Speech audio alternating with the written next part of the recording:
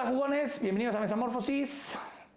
Mi nombre es Javier Gil. Convierte tu mesa en el universo que tú quieras. Hoy, aprovechando que es el mes del terror y del Halloween, vamos a estar convirtiendo nuestra mesa en una casa embrujada. Uno de nosotros va a ser el dueño de la casa, que es un medium, detectó que hay un ente que no encuentra la paz ahí y entonces cree que la manera de ayudarlo es descubrir qué le pasó.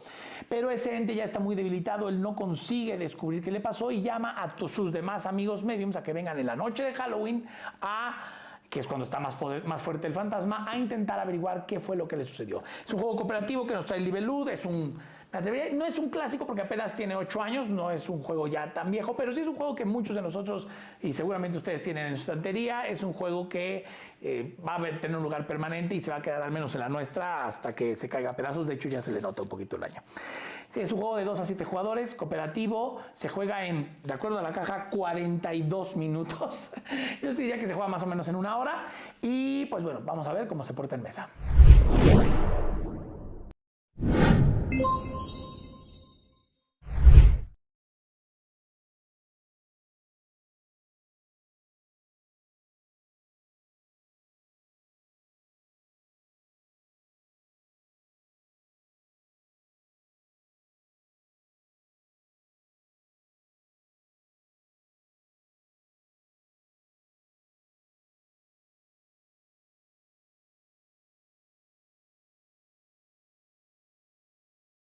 Bueno, veamos cómo se juega de forma resumida este Mysterium.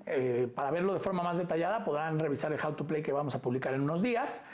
Pero bueno, Mysterium en pocas palabras, en Mysterium es un juego todos contra la máquina. Todos van a jugar de forma cooperativa, incluido el fantasma, todos ganan o todos pierden juntos. Un jugador va a ser el fantasma, se va a colocar detrás de esta gran pantalla que tengo aquí. Y de este lado, por detrás, él va a tener asignada una potencial historia que le va a intentar hacer adivinar a cada jugador con lugar, persona y objeto de los que hay obviamente sobre la mesa. Para eso él tiene una pequeña baraja en las que vienen numeradas las cartas y entonces él va a escoger aquí las mismas cartas que hay allá, básicamente porque coinciden el mismo número, ¿no? Y al azar le va a asignar un lugar a cada uno, una persona, un potencial asesino a cada uno y una potencial arma homicida a cada uno. Todos se van a colocar, aquí se va a colocar de esta manera, vamos a tener los personajes, después los lugares y luego las armas. Aquí tenemos un pequeño tablero que dependiendo del número de jugadores nos va a marcar este marcador y unos marcadores de color y tenemos este reloj que nos va a indicar los turnos que nos quedan. Básicamente la noche de Halloween tiene 7 horas supuestamente, entonces vamos a tener 7 turnos para que todos hayan podido adivinar cuál es su historia. Al final de cada turno vamos a avanzar esto 1 hora. Si al final del séptimo turno, o sea de la séptima hora, hay por lo menos una sola persona que no ha conseguido adivinar su historia completa, o sea su persona, su quién, dónde y con qué, digámoslo así, entonces todos habremos perdido. Esa va a ser la primera etapa del juego, luego viene una segunda que ahorita explicaré. Bien, entonces, ¿cómo va a ser un turno de Mysterium? El jugador, que es el fantasma, va a tener estas cartas, que son cartas tipo Dixit, solo que un poco más tenebrosas. De hecho, se puede jugar Dixit con estas cartas y viceversa, se puede jugar Mysterium con las cartas de Dixit. Lo que hemos visto es que si se juega el Dixit con estas cartas, terminan saliendo pistas siempre muy tétricas, como dolor, sufrimiento, desesperación, cosas así, porque sí son mucho más lúgubres que las cartas de Dixit, pero al final es un arte igual de hermoso, igual de surrealista. Entonces él va a agarrar 7 cartas y en una determinada turno, que es 1 hora de juego, él con esas cartas, él aquí sabe a quién le tiene que hacer adivinar, que tal vez al azul le tiene que hacer adivinar el conserje que tiene las llaves y al amarillo le tiene que hacer adivinar el chef, por poner un ejemplo. Entonces él va a buscar con las cartas que tiene cómo le puede transmitir ese mensaje a la otra persona, porque el fantasma no puede hablar, no puede hacer señas, no puede hacer caras, no puede hacer absolutamente nada, tiene que mantener siempre una poker face. Su única forma de comunicación es a través de las cartas. Entonces él le va a dar 1, 2, 3, las cartas que él quiera a cada uno de los jugadores en el orden que él quiera, no tiene que seguir un orden específico entre los jugadores, y esa es la visión que le está dando. Se supone que el jugador es un medium, está ahí en su trance y entonces le llega su visión, que son las cartas. Entonces el jugador va a poner esas cartas frente a él y no puede hablar, solo puede él verlas y empezar a analizar, o verlas de los demás porque son públicas, y ir analizando qué es lo que el fantasma me quiso decir. De estos 7 personajes u 8, el número de personajes que hay va a variar en base al número de jugadores y la dificultad que le quieran meter. Va a decir cuál de esos personajes él me está queriendo decir con estas cartas. El fantasma va a reponer cartas hasta tener 7 otra vez y va a darle visión a otro. Repone hasta 7, visión a otro. Y así sucesivamente hasta que le dé la visión a todos los jugadores que están participando. En el momento en el que le da su visión al último jugador, se activa el reloj de arena. Son 2 minutos y en esos 2 minutos cada jugador tiene que... Ahí ya se puede hablar, ya se puede decir, oye, yo creo que tú eres este, oiga, no tengo ni idea, ayúdenme, etcétera. Y cada jugador va a tener que agarrar su bola de cristal y la va a tener que colocar encima del personaje o lugar, si ya adivinó el personaje, o objeto, si ya adivinó las otras 2, que cree que el fantasma le está queriendo transmitir.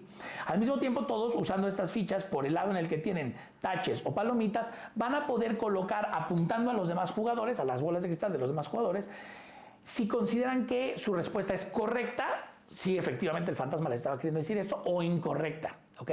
Es una especie de apuesta para ganar puntos aquí que nos van a ayudar mucho en la segunda fase del juego. ¿Ok? Una vez que todos han puesto sus apuestas y demás y han pasado sus 2 minutos, le van a ir preguntando uno por uno al fantasma. Oye, fantasma, el azul digo que era tal, manifiéstate. El fantasma no puede, repito, hacer ningún gesto, nada. Lo único que va a hacer es pulgar hacia arriba, efectivamente le atinó, pulgar hacia abajo, no era la respuesta correcta.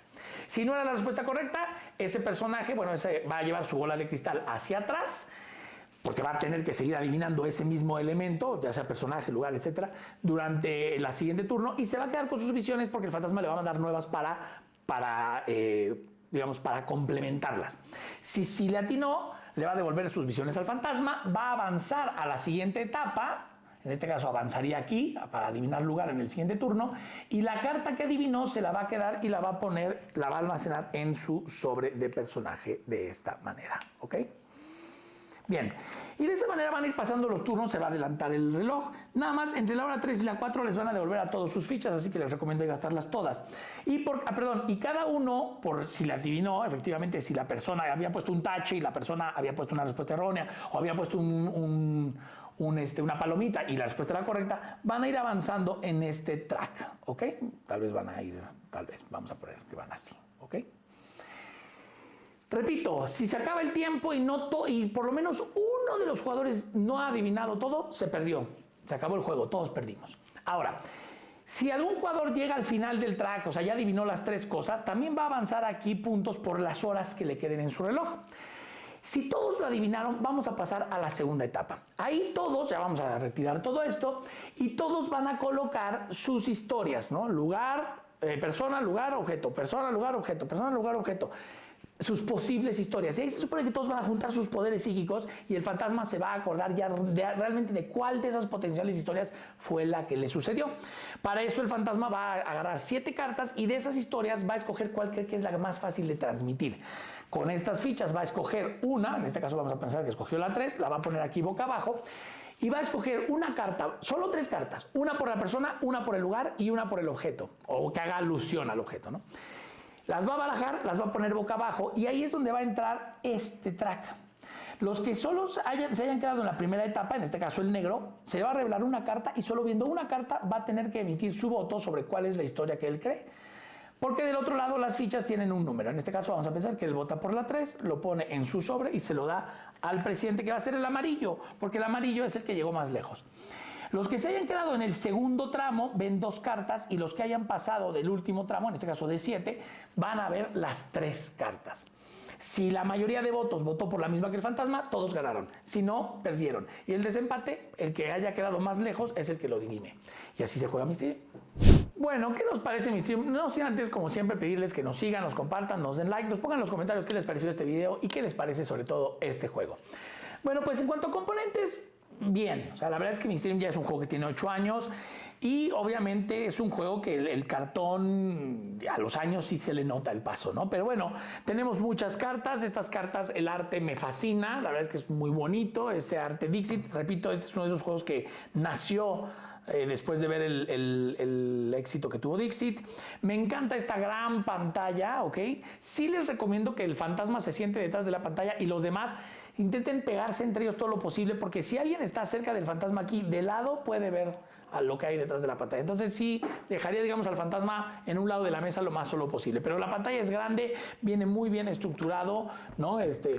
Persona, lugar, objeto para cada uno de los colores de los personajes, muy bien. Este sistema de los puntos del marcador aquí también funciona bien. Las cartas tienen un arte muy bonito, lúgubre, pero al mismo tiempo con muchos detalles que te permiten agarrarte esos detalles para transmitir los mensajes. Muy bien. Estas fichas de apuesta, la verdad es que estas sí son las que me quedaron a deber. Tienen un acabado en lino y en un principio parecen de buena calidad, pero la verdad es que no aguantaron el paso del tiempo. O sea, el juego tendría apenas un año con nosotros y ya se les notaba mucho el desgaste, sobre todo en algunos colores más que en otros, pero estas sí, la verdad es que no han funcionado muy bien. Igual que los sobres, digo, funcionan bien, pero hay por ahí un par de ellos que venían un poco dañados. Igual que, por cierto, teníamos por ahí un par de cartas, creo que por aquí la tengo, que, por ejemplo esta que viene así, no sé si lo alcanzan a apreciar, que viene como dobladita, trae como una arruga, no sé si se alcanza a apreciar, ya venía así. O sea, no es que se haya dañado, no es que la hayamos dañado nosotros, ya venía así. Sí, algunas imperfecciones con las cartas. Las cartas no son en lino, son lisas, pero la verdad es que han aguantado muy bien el paso del tiempo. Las cartas, bien. Y me encantan las bolitas de cristal de cada uno de los jugadores, también son muy, muy bonitas. El reloj, también esta manera de marcar la puntuación bien, con su espacio aquí para ir guardando las fichas que cada quien va gastando, también bien. En cuanto a componentes, repito, bien, con algunos fallos, ¿no? Repito, estos fallos de impresión que venían en algunas cartas, o este tema de las fichas. Digo, quiero suponer que a través de los años las siguientes ediciones que han ido corrigiendo eso, pero bueno. En cuanto a los componentes, también me gustan mucho estos cuervos que se vienen a posar aquí encima. Es un detalle interesante para decirle a los demás, ya estoy gastando un cuervo sin tener que hablar o decir nada. También muy bien. Bueno, ¿qué nos parece Mysterium? Para mí es un juego que, como dije en un principio de la reseña, va a quedarse en nuestra estantería por siempre y para siempre jamás. En nuestro grupo de juegos de mesa no son tan populares los juegos cooperativos. La verdad es que creo que nos gusta más eso de sentir que gané o que perdí, esa competencia nos gusta. Pero Mysterium es un juego que, a pesar de ser... Normalmente los cooperativos no duran mucho en nuestra estantería porque los jugadores los juegan una, dos veces y ya dejan de salir a mesa. Pero Mysterium es un juego que sigue saliendo a través de los años una y otra vez a la mesa, y sobre todo cuando se acerca esta época de Halloween, llama mucho. Un detalle, por cierto, que no puse en componentes. En YouTube hay una lista que, si tú buscas Mysterium Soundtrack, la echas a correr y deben ser como 4 horas de música así muy tétrica y lúgubre que puedes poner para ambientar el juego. Ese es un detalle que hoy tal vez no sea tan novedoso, pero en su momento ciertamente lo fue. Me gusta el tema de que es te da un amplio abanico de jugadores, pueden jugar hasta 7 personas. De hecho, mientras más jueguen, mejor y más divertido. Es uno de esos juegos que mientras más jugadores va a ganar, aunque también se puede jugar de menos, pero mientras más va a ganar. Pero realmente creo que funciona en todas las... O sea, no es un juego que diría yo no lo jugaría a 2 tal vez, ¿no? Bueno, sí, incluso a 2 se podría jugar, pero realmente a 7 pues brilla muchísimo, ¿no? Ese momento de caos en el que todos, oigan, ayúdenme, yo no sé qué estoy, no sé qué me dijo, etcétera. La verdad es que está muy bien. Es un juego muy bien tematizado, con un arte muy bonito, que tiene ese punto en el que es tétrico, pero sin ser gore, sin ser demasiado fuerte. Al mismo tiempo es bonito y al mismo tiempo es muy detallado para permitirnos, pues para facilitarnos el tema de comunicarnos cosas, ¿no? Es cierto que es un juego que va a depender mucho del que sea el fantasma. Sí van a notar en sus juegos que hay gente que se le da mejor ser fantasma que otro. Hay gente que se va mucho por los colores, hay gente que se va por los detallitos, hay gente que se va más bien por el significado y las metáforas de cada carta. Te puse esto a rata porque hay ratas en las cocinas y entonces el chef en la cocina. Pero tal vez otro decía, no, es que yo te lo puse porque mira, se ve esto y es como el jarrón que se ve en otra carta. Ese tipo de cosas van a hacer que la partida cambie mucho en base a quién es el fantasma. Y eso en realidad es un juego muy bueno, lo puede jugar personas adultas, es un juego muy accesible, la verdad es que todo el mundo lo puede jugar, jugadores novatos, jugadores expertos, personas de la tercera edad, niños, yo digo, Obviamente estamos hablando de un asesinato y entonces ese tipo de tema tal vez no todos los padres quieran abrir a sus niños, pero por ejemplo yo a mi hija le dejé jugar este juego a partir de los 7 años más o menos. Entonces, realmente es un muy buen juego que ha pasado el paso del tiempo, que ha resistido el paso del tiempo y eso habla muy bien de él. Y por eso vamos a mandar a Mysterium al Olimpo de los juegos cooperativos, porque un juego cooperativo que se quede 8 años en mi estantería y que vaya para otros 8 más, no es común que lo haga. Y el tema me encanta. Espero que les haya gustado esta reseña. Nos vemos en la siguiente partida y en Halloween.